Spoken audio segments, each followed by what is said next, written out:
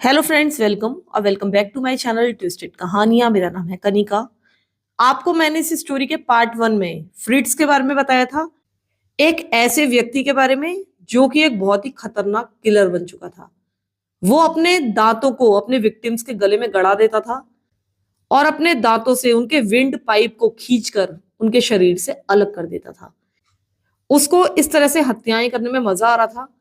जल्दी ही आगे चलकर वो एक बहुत ही फेमस सीरियल किलर बनने वाला था। अगर आपने इस केस का फर्स्ट पार्ट नहीं देखा है तो पहले आप प्लीज फर्स्ट पार्ट देख कर आइए, तभी आपको आगे की स्टोरी समझ में आने वाली है। तो मैंने आपको स्टोरी के लास्ट में बताया था फर्स्ट पार्ट में कि जब 9 मंथ्स की सजा काटकर फ्रिट्ज बाहर आता है तो वो हांस नाम के एक व्यक्ति से मिलता है और जल्दी ही ये हांस नाम का व्यक्ति इस केस में बहुत ही इंपॉर्टेंट साबित होने वाला था। अब ये जो हांस नाम का व्यक्ति था, ये 18 ईयर्स ओल्ड एक लड़का था। वो एक रन अवे था, अपने घर से भाग कर आया था और देखा जाए तो फ्रिट्ज के लिए वो एक परफेक्ट विक्टिम था। ज्यादातर फ्रिट्ज ऐसे लड़कों को ढूंढता था जो अपने घर से भागे हुए हों और जिनकी तलाश कोई भी ना कर रहा हो, कम से कम उस शहर में ना हो रही हो। हांस का अपने पिता के साथ आर्ग्यूमेंट हुआ था। वो अपने पिता के कारण, या कह सकते हैं कि उनसे नाराज होकर, अपने घर से भागकर आ गया था और फिलहाल वो इस शहर में पूरी तरह से अकेला था। फिलहाल इस शहर में उसको कोई नहीं ढूंढ रहा था। वो होमलेस था और इस समय वो एक सेक्स वर्कर के रूप में काम कर रहा था। अब जो हांस था वो जल्दी ही फ्रिट्ज से मिलता है, उससे उसकी जान पहचान होती है और ये इसलिए होता है क्योंकि जो फ्रिट्ज था वो अक्सर सेक्स वर्कर से भी मिलने के लिए जाता था। इसी तरह की एक विजिट में फ्रिट्ज की मुलाकात होती है हांस से और धीरे धीरे जल्दी ही इनकी ये मुलाकात काफी अच्छी जान पहचान में तब्दील हो जाती है। अब जो फ्रिट्ज था, इसने हांस से कहा था कि वो एक बिजनेस रन करता है और अपने आप को एक बहुत ही पावरफुल व्यक्ति के रूप में उसने शो किया था। धीरे धीरे इनकी दोस्ती बढ़ती चली गई और हम कह सकते हैं कि ये दोनों ही धीरे धीरे बेस्ट फ्रेंड्स बन चुके थे। हालांकि अगर देखा जाए तो हांस फ्रिट्ज के लिए एक परफेक्ट विक्टिम था। वो एक रनअवे था, वो एक छोटा लड़का था और उसको आराम से फ्रिट्ज मार सकता था, लेकिन पता नहीं उसने ऐसा क्यों नहीं किया। वो उससे बहुत अच्छी दोस्ती रख रहा था और ऐसा लगता है कि शायद वो हांस से कहीं ना कहीं ऑब्सेस्ड था। इनके बीच में जो बॉन्ड था बहुत ज्यादा क्लोज था। फ्रिट्ज हमेशा हांस को अपने अपार्टमेंट में बुलाता था। वहां बैठकर ये लोग पार्टीज करते थे। इनके बीच में फिजिकल रिलेशनशिप भी थे, लेकिन इनके बीच की दोस्ती बहुत ज्यादा मजबूत थी। हालांकि हांस ये कहता था कि मैं स्ट्रेट हूं, यानी कि वो गे नहीं था। तो हम बिल्कुल श्योरली नहीं कह सकते कि इनके बीच में फिजिकल रिलेशनशिप थे या नहीं थे, लेकिन फिर भी ज्यादातर लोग यही मानते हैं कि इनके बीच में संबंध थे।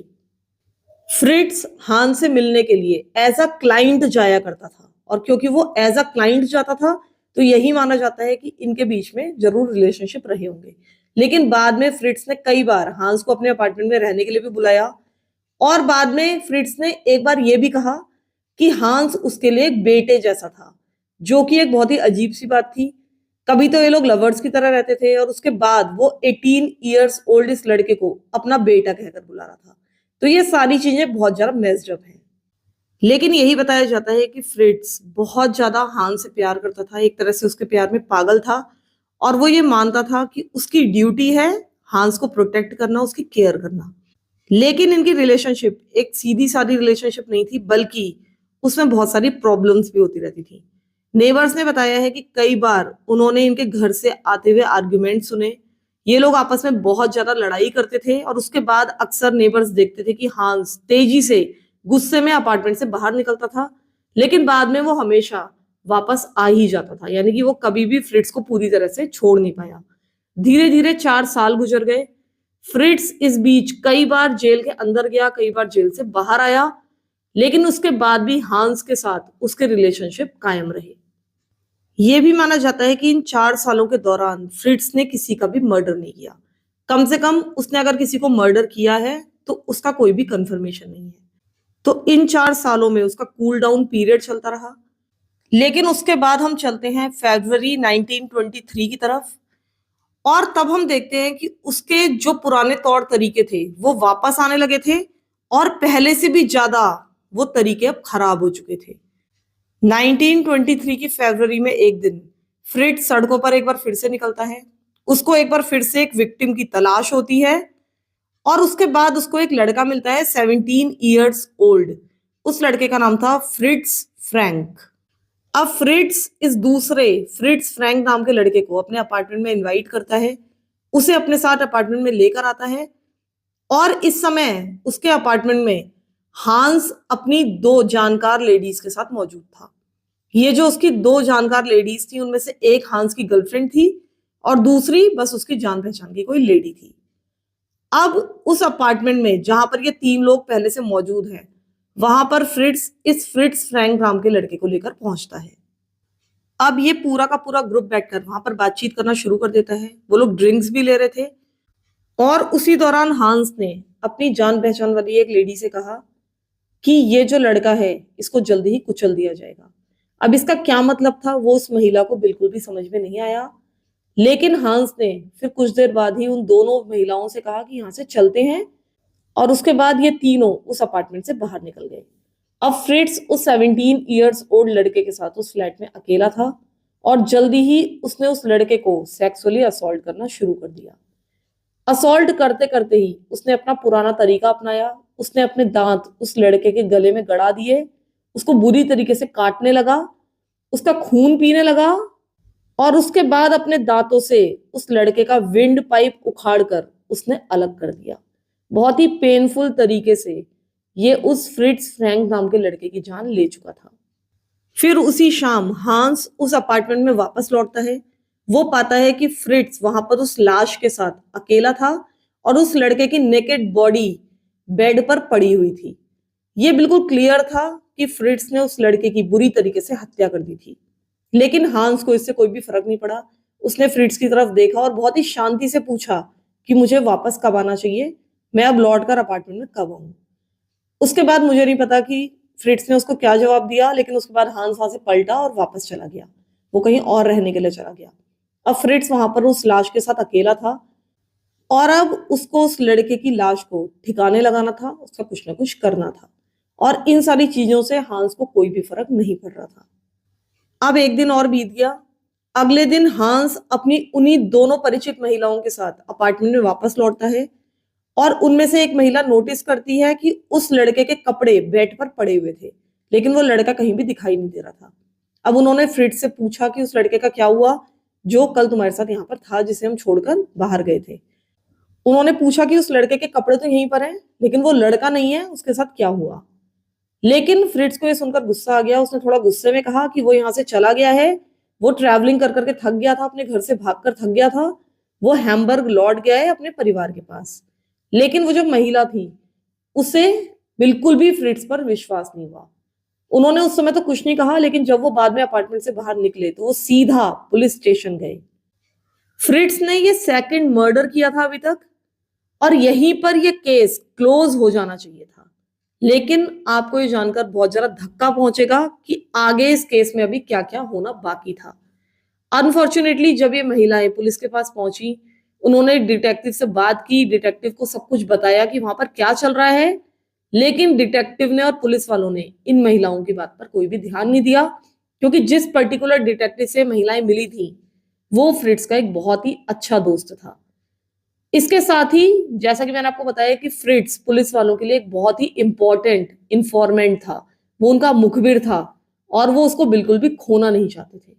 जब उन महिलाओं ने बहुत ज्यादा जोर दिया तो इस डिटेक्टिव ने एक सर्च का ऑर्डर निकाला जो कि फ्रिट्ज के अपार्टमेंट में होनी थी, लेकिन मुझे ऐसा बिल्कुल नहीं लगता कि ये सर्च कभी भी हुई थी। उनके लिए फ्रिट्ज बहुत ज्यादा वैल्यूएबल था।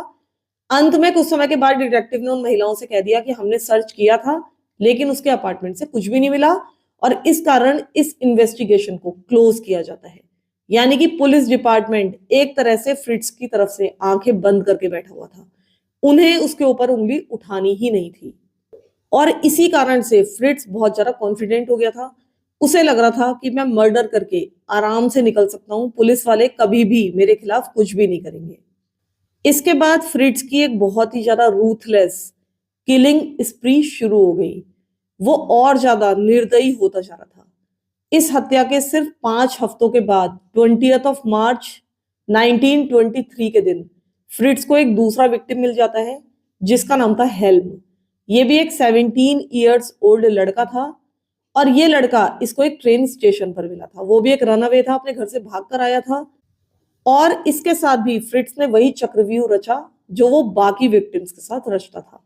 उसने इस लड़के के पास जाकर बताया कि वो एक पुलिस ऑफिसर है और वो जो लड़का है वो उस पर विश्वास कर सकता है और उसने कहा कि मैं तुम्हारी पूरी हेल्प करूंगा यहाँ पर रहने में, तुम्हारा खाना वाना अरेंज कराने में, और अगर तुम्हें वापस जाना है तो उसमें मैं तुम्हारी हेल्प करूंगा। साथ ही इसने ये भी कहा कि तुम फिलहाल मेरे अपार्टमेंट में चल सकते हो, मैं तुम्हें हॉट मील दूंगा और तुम आज रात मेरे घर पर ही सो सकते हो। वो लड़का ऑब्वियसली इसकी बातों में आ गया। फ्रिट्स उसको वापस अपने अपार्टमेंट में लेकर आया, लेकिन यहाँ लाने के बाद उसने डायरेक्टली उसका सेक्सुअल असॉल्ट करना शुरू कर दिया।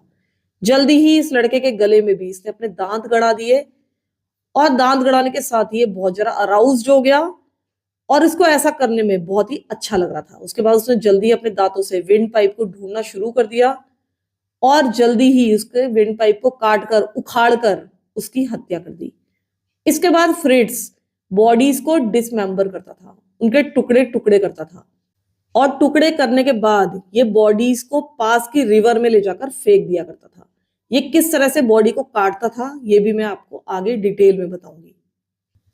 इस लड़के की बॉडी ठिकाने लगाने के करीब 2 महीनों के बाद इसने 2 मर्डर्स और किए और वो भी सेम इसी मैनर में किए।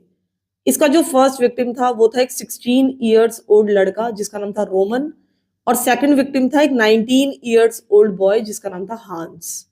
ये हमेशा एक ही तरीके से कत्ल करता था। इसके जितने भी विक्टिम्स होते थे वो भी एक ही जैसे होते थे। ज्यादातर ये लड़के अपने टीनेज ईयर्स में होते थे या फिर लेट टीनेज ईयर्स में होते थे। इसके अलावा जितने भी लड़कों को ये टारगेट करता था वो सारे के सारे वल्नरेबल होते थे। उनके सोशल सर्कमस्टेंसेस बहुत अच्छे नहीं होते थे। वो ज्यादातर होमलेस होते थे, रनअवेज होते थे या फिर उनको कोई ना कोई प्रॉब्लम होती थी। ज्यादातर ये लड़कों की तलाश में ट्रेन स्टेशन पर जाता था, होमलेस जहां पर रहा करते थे लोग वहां पर जाता था और हमेशा इन लड़कों से कहता था कि वो एक पुलिस ऑफिसर है ताकि वो उस पर पूरी तरह से भरोसा कर पाए। और ज्यादातर समय ये इनको अपने अपार्टमेंट में लेकर आता था, उनको खाने का लालच देकर और साथ ही ये लालच देकर कि तुम्हें कुछ दिन तक मेरे अपार्टमेंट में रहने का मौका मिलेगा। जब ये इन लड़कों को अपने अपार्टमेंट में लेकर आता था तो कई बार तो ये सीधा उनको मर्डर कर देता था, यानी कि उसी दिन। लेकिन कुछ लड़कों को ये कुछ दिन तक इस अपार्टमेंट में बंद करके भी रखता था या कहीं ना कहीं ललचा कर रखता था। वो उनसे तरह तरह के अपने घरेलू काम कराया करता था। एक तरह से वो उनको चाइल्ड लेबर्स की तरह यूज किया करता था। उसके बाद जब अपना काम उसका पूरी तरह से निकल जाता था तो वो आराम से इनका मर्डर कर दिया करता था। और मर्डर करने का भी वही तरीका था, उनको असॉल्ट करने के बाद उनके नेक पर काट कर, इसके अलावा उनका जो विंड पाइप था वो अपने दांतों से उखाड़ कर, उनका ब्लड पीकर वो इस तरह से सारे के सारे मर्डर्स अंजाम दिया करता था। उसने अपने इस किलिंग मेथड का एक नाम भी रख दिया था और ये नाम था द लव बाइट। अब ये जो 2 उसने रिसेंट विक्टिम्स का कत्ल किया था उसके बाद उसने एक नया तरीका अपनाया और ये तरीका मारने के लिए नहीं था बल्कि इनकी बॉडी से छुटकारा पाने के लिए था। अब ये जो तरीका था उनकी बॉडीज को काटने का ये बहुत ही ज्यादा वियर्ड था, बहुत ही ज्यादा अजीब था। जब ये किसी भी विक्टिम की हत्या कर देता था तो सबसे पहले तो ये उस बॉडी को जमीन पर अच्छी तरीके से लिटा दिया करता था एकदम स्ट्रेट, और उसके बाद अपने लिए जाकर एक बड़ा मग बनाता था ब्लैक कॉफी का, क्योंकि आगे जो कुछ वो करने जा रहा होता था उसके लिए उसे अपने आप को तैयार करना था। तो सबसे पहले तो वो बॉडी को जमीन पर लिटाता था, उसके बाद इस लाश के चेहरे पर वो एक कपड़ा डाल दिया करता था क्योंकि वो कभी भी अपने विक्टिम्स के फेस को देखना पसंद नहीं करता था। हम ये मान सकते हैं कि कहीं ना कहीं वो अपने विक्टिम से अपने आप को डिसएसोसिएट कर लेता था उनके चेहरों पर कपड़ा डालकर। उसके बाद वो एक तेज धार वाला चाकू लेकर आता था और इस लाश के पेट पर दोनों तरफ 2 बड़े बड़े कट्स लगाता था। उसके बाद वो अपने हाथ डायरेक्टली इन कट्स के थ्रू विक्टिम के पेट में डालता था और उसके बाद उस लाश के पेट में से उसकी इंटेस्टाइन यानी कि आंतें वगैरह और जितने भी इंटरनल ऑर्गन्स जो नीचे की तरफ होते हैं उन सबको निकालता था और एक बाल्टी अपने पास रखे रहता था जिसमें वो ये सारे के सारे ऑर्गन्स डालता रहता था।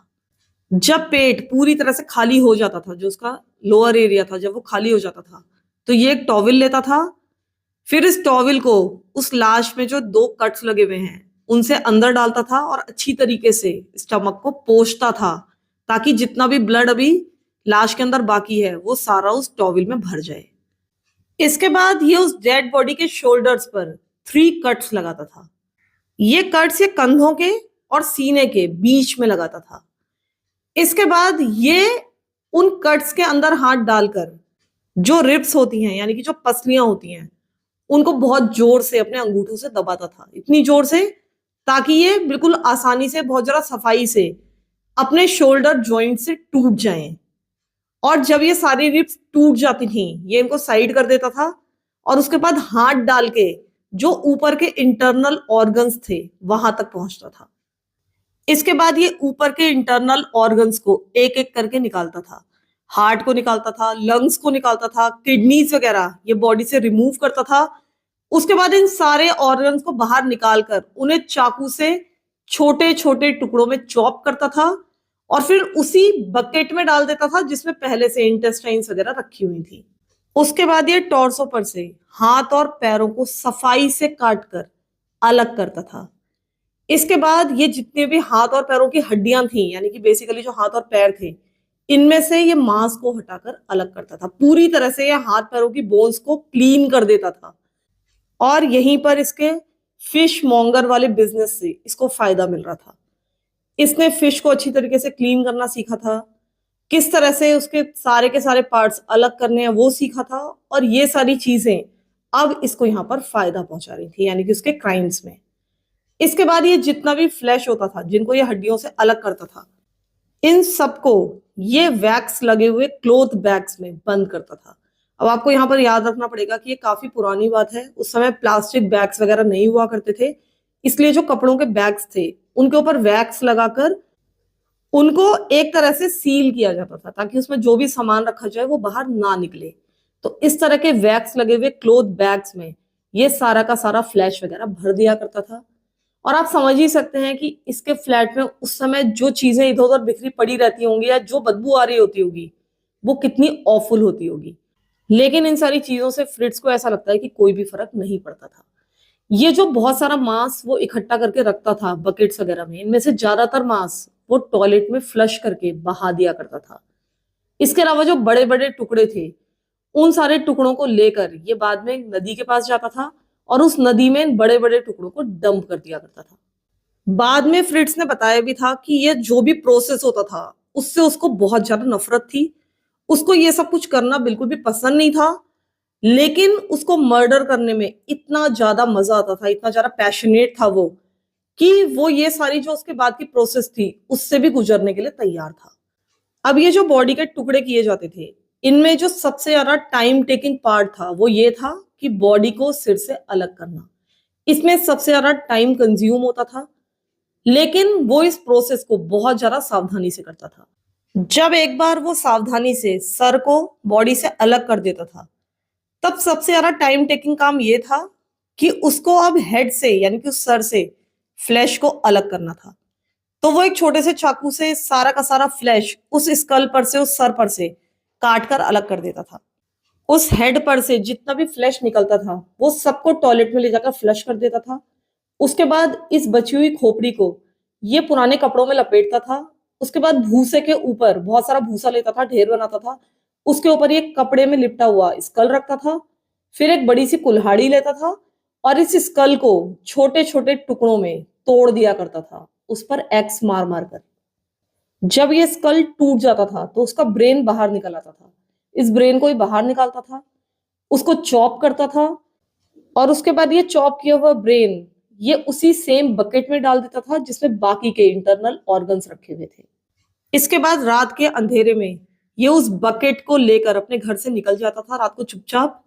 पास में ही नदी बहती थी, ये सारी की सारी बकेट उस रिवर के अंदर खाली कर दिया करता था। उस समय जो भी ये ऑर्गन्स थे जो कि उसने काटे थे, जो भी बॉडी के अंदर से निकाले थे, वो रिवर के ऊपर बस ऐसे ही बहते हुए वहां से चले जाते थे। उस समय उनको कोई भी देख सकता था, लेकिन इससे फ्रिट्ज को कोई भी फर्क नहीं पड़ता था। उसके बाद जितनी भी बोन्स होती थी जिसमें से वो फ्लैश पहले ही निकाल देता था, उनको भी वो रिवर में ऐसे ही डंप कर देता था। हालांकि पहले इन बोन्स को वो इकट्ठा करके रखता था, जब 2-3 विक्टिम्स की बोन्स हो जाती थी, तो वो एक साथ उनको फेंका करता था।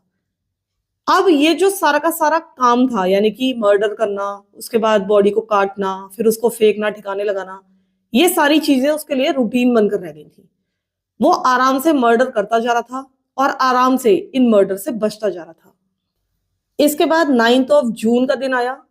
इस समय तक फ्रिट्स और हांस एक दूसरे अपार्टमेंट में शिफ्ट कर चुके थे और यहाँ पर शिफ्ट होने के सिर्फ 2 हफ्तों के बाद उनके पड़ोसी का 13 वर्षीय बेटा गायब हो गया। वो एक छोटा बच्चा था, बाहर खेलने के लिए आया था और शायद उसी समय फ्रिट्स ने उसका अपहरण कर लिया था और उसको मर्डर कर दिया था। अब जब ये पड़ोसी का बच्चा वहां से गायब हुआ तो सभी को फ्रिट्स के ऊपर भी शक हुआ। उसके ऊपर भी इन्वेस्टिगेशन किया गया, लेकिन उससे अब कोई फर्क पड़ने वाला नहीं था क्योंकि पुलिस वाले उसके बहुत अच्छे फ्रेंड्स थे और शायद वो फ्रिट्स को बिल्कुल भी परेशान करना नहीं चाहते थे और शायद वो ये नहीं चाहते थे कि फ्रिट्स उनकी मदद करना बंद कर दे। अब फ्रिट्स और ज्यादा कॉन्फिडेंट होता जा रहा था। उसे पता था कि वो एक के बाद एक मर्डर करके बचता जा रहा है और शायद ऐसा ही आगे भी चलता रहेगा। इसी कारण से उसने उन लड़कों को भी अब टारगेट करना कहीं ना कहीं शुरू कर दिया था जिनकी फैमिली उनके साथ ही थी। पहले तो वो कमजोर लड़कों को, घर से भागे हुए लड़कों को चुनता था, लेकिन अब तो उसने अपने पड़ोसी के लड़के पर ही अटैक कर दिया था जिसके साथ उसकी फैमिली थी और वो लोग उसके लिए चिंतित थे, उसको ढूंढ भी रहे थे। तो यानी कि उसकी हिम्मत अब बढ़ती जा रही थी। अब इसी समय से फ्रिट्स ने अपने विक्टिम्स की निशानियों को ट्रॉफीज के रूप में संभालना भी शुरू कर दिया। सबसे पहले वो जो लड़का जो उसने अपने पड़ोस से गायब किया था, उसकी स्कूल की कैप और उसके ब्रेसेस अपने अपार्टमेंट में ट्रॉफी के रूप में संभाल कर रखे। इसके 2 महीनों के बाद उसने 18 ईयर्स ओल्ड एक लड़का जिसका नाम था हेनरिक, उसके ऊपर अटैक किया। वो मूवी देखने गया हुआ था और वहीं से उसने इस लड़के को गायब कर दिया। इसके सिर्फ 1 महीने के बाद उसने 17 ईयर्स ओल्ड एक लड़का जिसका नाम था पॉल, उसके ऊपर अटैक किया। उसने इन दोनों की भी हत्या कर दी और अब उसने 8 लड़कों की हत्या कर दी थी। इनमें से 7 हत्याएं यानी कि 7 हत्याएं उसने पिछले 6 महीनों में की थी। यानी कि अब हत्या करने का सिलसिला बहुत तेजी से बढ़ता जा रहा था और फ्रस्ट्रेटिंग बात यह थी कि पुलिस इस बारे में कुछ भी नहीं कर रही थी। हालांकि इन सभी लड़कों का लिंक कहीं ना कहीं जाकर फ्रिट्स से मिल रहा था, उसके बाद भी पुलिस को कोई भी परवाह नहीं थी। पुलिस के परवाह ना करने का या फिर कहीं ना कहीं लापरवाही बरतने का एक और भी रीजन है और वो ये कि 1923 में हैनोवर जर्मनी में सिर्फ 1923 के साल में ही करीब 600 टीनेज बॉयज मिसिंग रिपोर्ट किए गए थे। यानी कि लड़कों के गायब होने का सिलसिला उस समय बहुत तेजी पर था। इससे ये पता चलता है कि फ्रिट्ज ही उस समय एकमात्र प्रीडेटर नहीं था जो कि सड़कों पर घूम रहा था, बल्कि कुछ और लोग भी थे जो कि इन यंग लड़कों को टारगेट कर रहे होंगे। अब फ्रिट्ज की हिम्मत और ज्यादा बढ़ती चली गई। 30 सितंबर को फ्रिट्ज एक 17 ईयर्स ओल्ड लड़के को अपने अपार्टमेंट में लेकर आया। उसका नाम था रिचर्ड और उसने यहाँ पर एक बार फिर से अपने उस सारे काम को दोहराया। उसने उसको असॉल्ट किया, उसके नेक पर काटा, उसका ब्लड पिया, उसके विंड पाइप को उखाड़ा और उसके बाद उसकी बॉडी को अच्छी तरीके से ठिकाने लगा दिया। इसके बाद 12 अक्टूबर को उसने एक दूसरे विक्टिम को पकड़ा। इस लड़के का नाम था विल हेल्म। इस बार ये एक 16 ईयर्स ओल्ड लड़का था। उसने भी इसके साथ सेम यही काम किया। इसके सिर्फ 2 हफ्तों के बाद इसने 2 यंग लड़कों की लाइफ एक बार फिर से छीन ली। इस बार इन दोनों लड़कों को उसने केवल 3 दिनों के अंतराल में मारा। इनमें से एक लड़का था 15 ईयर्स ओल्ड हरमन और दूसरा लड़का था 13 ईयर्स ओल्ड लड़का जिसका नाम था हाइंस। इससे यह पता चलता है कि अब फ्रिट्ज का कूल डाउन पीरियड कम होता जा रहा था। अब वो जल्दी जल्दी मर्डर करना चाहता था। इसके साथ ही जैसा कि मैंने आपको बताया उसका कॉन्फिडेंस बढ़ता ही चला जा रहा था। इतना ज्यादा बढ़ गया था कि अब उसने इस मर्डर से कमाई करने का भी सोचा। वो इन लड़कों के सारे कपड़े, उनके जो भी पोजेशंस होते थे उन सबको अपने पास रख लेता था। उनके शूज, बेल्ट्स, उनकी साइकिल्स, इनको उसने बेचना शुरू कर दिया। यहां तक कि उसने इनमें से एक चुराई हुई बाइसिकल अपने लवर हांस को भी थी। बाद में हांस ने बाइसिकल बेच दी और उससे कुछ पैसा कमा लिया। अब अगर हम हांस की बात करें जो कि इसका लवर था, इसकी साइड किक था, तो उसके बारे में मैं कहना चाहूंगी कि ऐसा लगता है कि वो इन मर्डर्स में पार्टिसिपेट नहीं करता था। उसने किसी को भी मारने में इसकी हेल्प नहीं की। लेकिन उसकी गलती ये थी कि वो कभी भी किसी भी मर्डर को रिपोर्ट नहीं करता था। उसे सब कुछ पता था कि फ्रिट्ज अपने अपार्टमेंट में क्या कर रहा है, लेकिन उसको कोई भी फर्क ही नहीं पड़ रहा था। अगर आपको ऐसा लग रहा है कि ये जो केस है यहाँ पर बहुत ज्यादा वियर्ड टर्न ले चुका है, बहुत ज्यादा अजीब है, बहुत ज्यादा घिनौना है, तो अभी तो बहुत कुछ इस केस में आना बाकी है।